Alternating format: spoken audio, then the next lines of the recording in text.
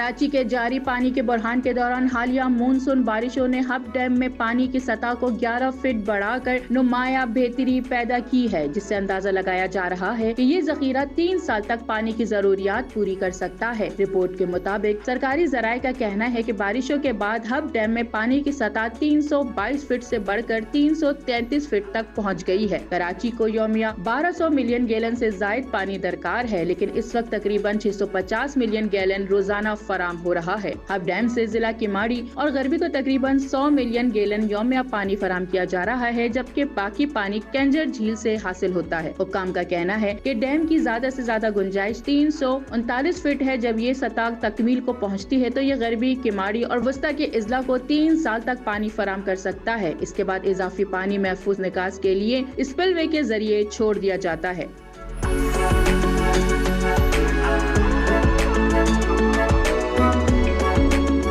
یہ امر قابل ذکر ہے کہ 1981 میں مکمل ہونے والا ہب ڈیم 24,300 ایکڑ رقبے پر پھیلا ہوا ہے۔ اب تک یہ ڈیم 12 بار اپنی زیادہ سے زیادہ گنجائش تک بھر چکا ہے۔ گزشتہ سال یہ 1 ستمبر کو اپنی بلند ترین سطح پر پہنچا تھا، جس کے بعد اسپل وے کھولا گیا اور پانی خارج کیا گیا۔ ماہرین کا کہنا ہے کہ اگر مونسون بارشیں جاری رہیں تو آئندہ دنوں میں ڈیم ایک بار پھر اپنی مکمل گنجائش تک بھر سکتا ہے۔ حکام نے پانی کی سطح میں اضافے کو Karachi water and sewerage corporation اور شہریوں کے لیے خوش آئند قرار دیا ہے اور کہا ہے یہ ذخیرہ شہر کے پانی کے نظام کو مستحکم بنانے اور بہتر کرنے میں اہم کردار ادا کرے گا۔